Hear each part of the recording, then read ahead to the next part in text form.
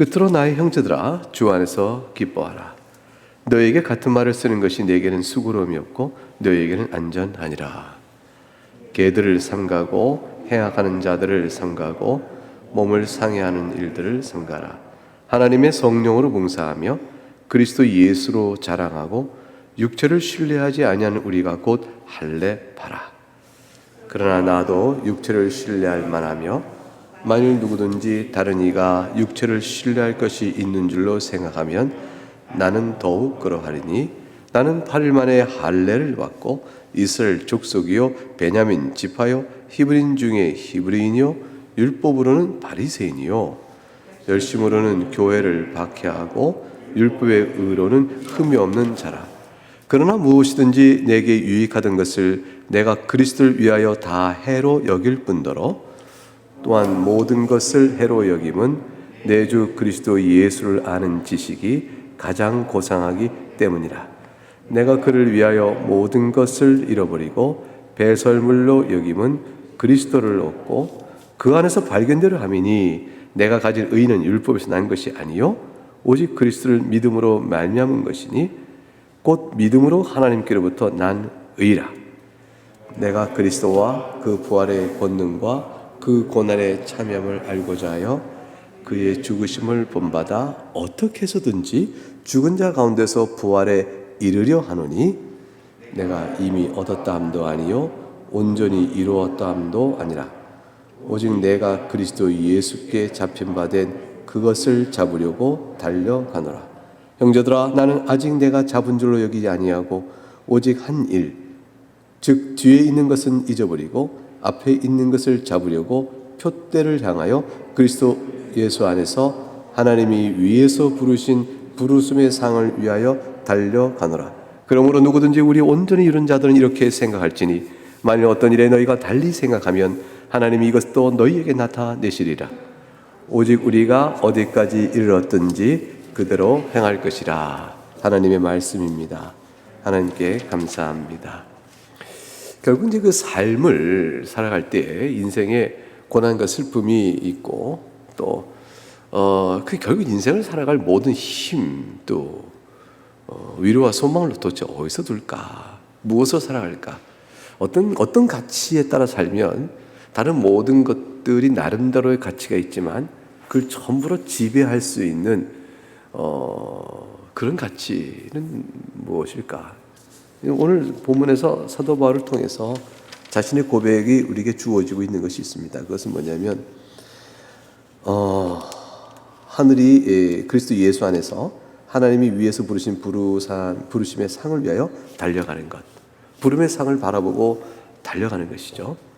이 부름의 상을 바라보고 달려간다. 그러니까 우리가 인생을 살아가는 것은 그냥 살다가 인생을 마치면 그때 어떻게 되니 이렇게 된 것이 아니고 목적 있는 삶, 목표 있는 삶을 살아간다는 것이에요. 그래서 내가 지금 겪고 있는 일이 그 목표에 비추어서 어떤 의미가 있고 어떻게 그것을 내가 대하고 어떻게 극복하면 좋은 것인가, 이렇게 이제 질문을 갖게 되어지죠. 답이 나오는데 부름의 상을 기억하여 그때 주께서 내게 하실 칭찬을 기다리며 산다. 그때 주를 배울 날이 우리가 뭐냐면 부활의 소망으로 이어집니다. 그래서 11절에 죽은 자 가운데서 부활에 이르려 하느니, 이 부활의 소망은 죄사함의 은혜로 이루어지니 그리스도와 그 부활의 권능과 그 고난, 그리스도의 부활과 고난, 그것에 함께 참여함으로 우리에게 이루어집니다.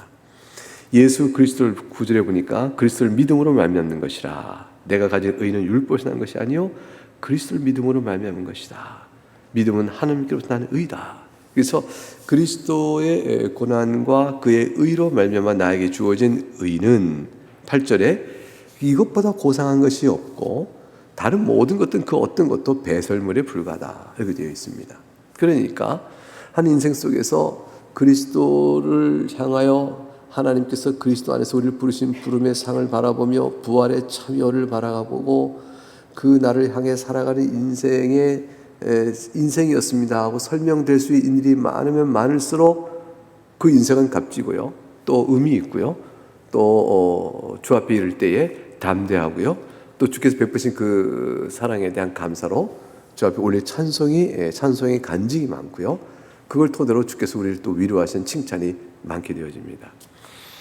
그러니까 이제 우리가 한 인생을 살면서 내가 힘 있고 담대할 수 있는 것은 뭐 오늘도 제가 어느 분하고 상담하는 과정 속에 들었는데 그분이 그런데요. 노년에 탁 이래서 이제 병이 들어 임종 2주 전에 마지막 힘을 다해 하시는 말씀이 건강이 최고예요 라는 말, 아프지만 끝까지 잘 견디세요 라는 이제 자녀의 말에 대해서 아니다, 건강이 최고가 아니라 돈이 최고다 그랬대요. 너무 이제 속이 상한 거죠. 그 2주 남는 그 참여 시간 속에 돈이 최고다는 말을 뭐 할 수 있어요, 사람이 여러 상황 속에서. 그러니까 지금 병이 들어 숨이 언제 거둘지 모르는 중병의 상태 속에 죽음이 조앞에 코앞에 있구나 하는 상황 속에서 돈이 그도 인생 중인 최고야라는 말이 나오는 그 마음의 심리가 도대체 뭘까? 결국 이제 인생을 살아가는 마지막에 십자가의 강도가 주 앞에서 은혜로 낙원에 이르게 되는 것은 마지막에 바라가면서 내가 돈 때문에 그랬다, 내가 정욕을 다 채우지 못한 것이 원통하다, 또는 그렇게 살아왔으니 나는 이 죽어도 한이 없다, 내 마음대로 사람을 해치고 내 마음대로 다 해봤다, 이렇게 말하는 식으로 되었다면 절대로 그가 낙원에 이르지 못할 것이죠. 자기 영혼의 모든 가치를, 인생이 지금까지 살아온 일이 어떻더라도 그걸 다 돌이켜 주 앞에 회개하더라도 지금 남은 얼마 숨이 남지 그 순간이라도 주님을 향하여 부활에 참여하기 위하여 주의 부르심의 상을 바라보며 나가는 마음으로 마음이 돌이켜지면 살 길이 열어지는 것이죠. 그렇게 되면 사실 십자가에 달려 있으나 낙원을 바라보기 때문에 그 우편에 있는 한 강도는 결국은 그 마지막 고통을 결국 이겨낼 수가 있게 될 것입니다. 사는 동안에 우리가 희노애락의 여러 일을 겪는데, 근데 나를 육체로 즐겁게 했던 것은 육체로 즐거운 것이 사라지면 슬픔이 될 따름이고요. 육체로 만족하고 힘을 얻은 것은 그것이 사라지면 그만큼 또 낙심과 절망일 뿐인 것입니다. 그래서 복되다, 육체적으로 복되다 하는 사람은 하나님 앞에서 겸손하라 주께서 말씀하셨고, 그것이 어렵다 하는 사람은 인내를 가지고 주를 바라보라 라고 하셨어요. 왜냐하면 너희가 그리스도 안에서 하나님의 자녀됨을 잊지 마라 이렇게 말씀하셨습니다. 그러므로 하나님의 자녀됐다는 복되고 고귀한 신분을 가진 자로 살아가고 있고 하나님이 돌보신다는 거죠. 하나님의 자녀가 됐다는 것은 절대로 버리지 않는다는 것이에요. 고아처럼 버려두지 아니하시고 하나님이 돌보셔요. 착하고 좋을 때만 돌보신 것이 아니고요, 슬프고 곤고하고 어렵고 때로는 죄를 범하고 시험 들 때도 돌보세요. 그러니까 네가 나에게 잘했으니 착한 일을 하니 네가 내 자녀다 하는 것이 절대로 아니고, 그리고 네가 그렇게 행동하니 너는 나쁘다 이렇게 하나님 말씀하지 않으세요. 그렇게 행동하니 내 자녀답게 살면 좋겠구나, 내 아들아 그렇게 하지 마라 이렇게 말씀하시지, 네가 그렇게 하니 내 자녀가 아니다 이렇게 말씀하는 게 없는 거죠. 그러니까 모든 우리 삶 속에 하나님 어째 나를 돌아보지 않으십니까? 라고 이렇게 외칠 때 하나님이 돌아보지 않는 것이 아니에요. 돌아보고 계속 보고 계셔요. 그것은 조금 더 지나가면 알게 되는 거죠. 그 시기를 지나가면 또 알게 되는 것입니다. 어둠의 터널은 끝이 있게 되고 인생의 아픔은 또 회복이 있는 것이고 슬픔은 다시 눈물을 닦을 때가 오는 것입니다. 그러니까 이건 뭐 주께서 우리 붙들으시는 그 넉넉한 성경 안의 진리입니다. 바울 사도는 그래서 자신이 당한 일이 너무 많고 전에 소중했던 거 다 버려요. 육체로 유익됐던 거 다 버립니다. 그리스도 안에 있는 것, 해가 되는 것은 다 버려버려요. 그러니까 만일 이렇게 되는 거죠. 내가 너무 이렇게 가진 게 있어요. 하나가 내 자존심을 지켜가는 거예요. 나는 이거 버리면 나는 더 이상 살 수가 없어 할 만한 내 자존의 어떤 가치가 있는데, 그게 그리스도를 알아가고 그 아는 지식이 회방이 되어지면 그 하나님 꺾어버리시기 낫죠. 그걸 놓을 때는 너무너무 힘들어요. 고통스럽고. 그건 내 인격이고 내 자존이었는데 그게 탁 꺾인다고 생각해 보세요. 그거는 뭐 살 길이 없고요. 굉장히 괴롭고 하나님 어찌 이렇게 하십니까? 라고 할 만큼 뭐 나를 자기를 지탱한 힘이었는데 그거 꺾어야 그리스도의 아는 지식이 가장 고상한 줄 알게 되거든요. 하나님 그렇게 때는 꼭 꺾어버리셔요.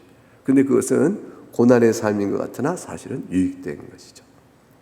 결국 내가 가진 세상에 다 부러울 만한 좋은 것, 그것이 그리스도라는 지식의 회방이 되면 없는 것보다 못한 것이죠. 세상의 모든 걸 다 갖고도 아니에요. 그러니까 사도 바울은 히브리인의 시중이요, 바리새파 중에 바리새인이요, 뭐 이스라엘 족속 중에 이거 왜냐하면 이 모든 것들의 자랑거리 될 만한 이거 다 버립니다. 왜냐하면 그 자체가 그리스도 아는 일에 회방이 되어지니까, 적대적이니까 아예 근본적으로 버려버립니다.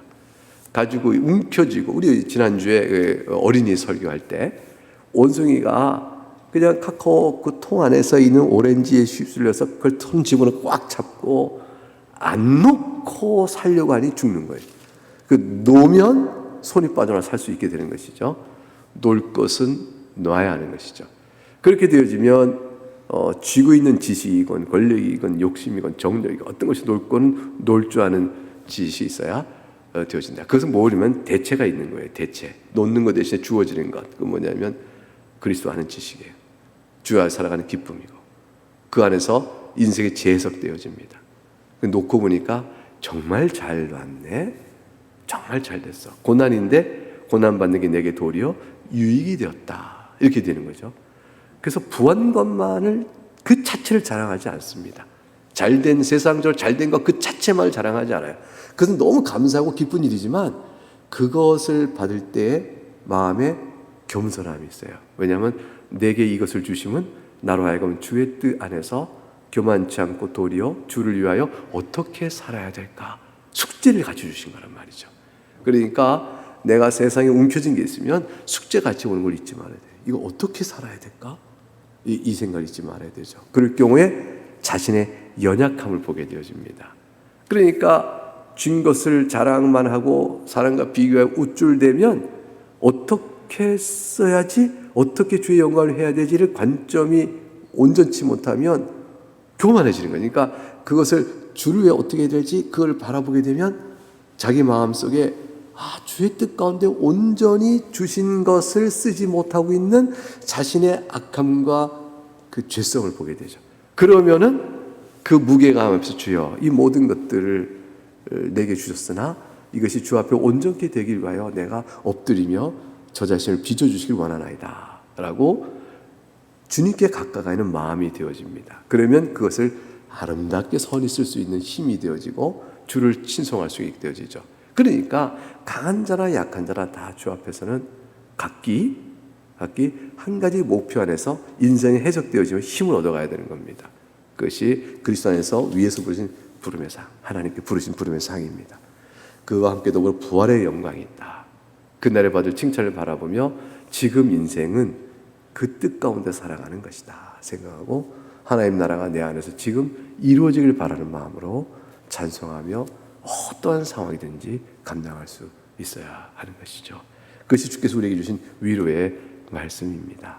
이 말씀으로 우리가 그의 뜻을 생각해 보면서 살아갑니다. 바울에게 있어서는 예수 그리스도 말미암아 구원받는 의였어요. 율법의 의가 아니라 종교적 열심과 가졌던 모든 것들을 버려버립니다. 우리가 계속 추구했던 것, 바울이 평생을 지금 이 날 때까지 추구했던 고상한 가치를 다 버렸어요. 내가 지금까지 추구했던 가치 가운데 그리스도를 아는 일에 해방된 것은 버려버립니다. 그리고 유익된 것은 붙듭니다. 그 마음이 주 앞에서 어떨까 생각해 보면서 주 안에 누려지는 기쁨과 찬송을 회복될 수 있길 바라겠습니다. 이 말씀을 토대로 잘 적용해 보면서 오늘의 기도해가는 우리 심지를 잡아가기 위해서 한번 각각 적용하며 기도하겠습니다.